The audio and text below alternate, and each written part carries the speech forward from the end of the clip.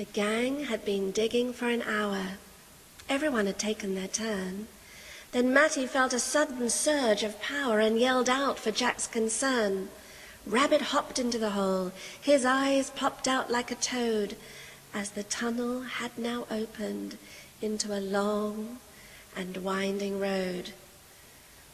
"Magical, man," gasped Eddie as if dreaming. "Fantastical," squealed Poppet, quivering in delight.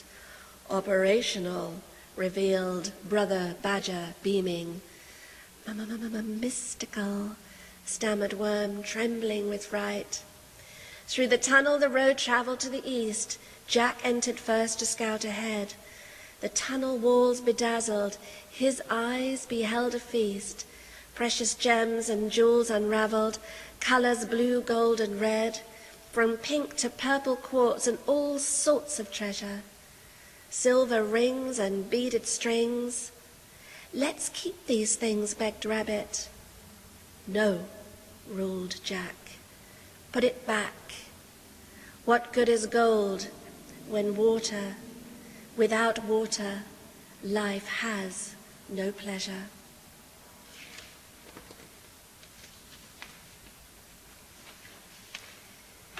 They had walked for about half a mile. Jack sat down to rest for a while. He felt a tickle in his tum, noticed something glint and heard a hum. Chum-ta-chum, chum-ta-chum, chum-ta-chum. Oh-um, oh-um, oh-um, oh-um. The rhythm pounded in his head, into skin and through to bone. "What is chanting?" Jack now said. "The rhythm sound is in that stone." Chun-ta-chum, chun-ta-chum, chun-ta-chum. Oh-um, oh-um, oh-um, oh-um. The shiny stone was chocolate-coloured brown and gold.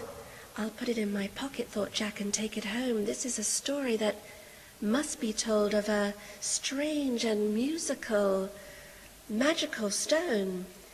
As Jack picked up the stone, it pointed south, and to his surprise the stone began to speak these words of mouth. "If you could hold a tiger's eye, unless you're told, you will wonder why. If you stoke it, it will not wink. If you poke it, it will not blink. The eye of the tiger is ferocious and wild, but the tiger's eye is precious for the child. To keep the tiger's eye in hand will save a king and all his land. To sleep with the tiger's eye, the middle core will open. This is the riddle."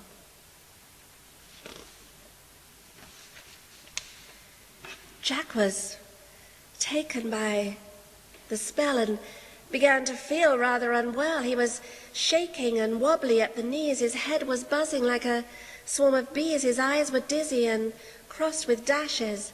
Then came a blinding light in short and long flashes. Jack woke up at the edge of the lawn. He scratched his head and stretched to a yawn. Then he remembered what happened underground in the middle. He felt in his pocket for the stone and the riddle. As he squeezed the tiger's eye in his palm, Jack knew that he held the earth's secret charm. And as he began to sing the revolution song, he would have to return before too long. A tunnel, a tunnel, a tunnel we shall dig. A tunnel, a tunnel, a tunnel we shall dig. A tunnel, a tunnel, a tunnel we shall dig.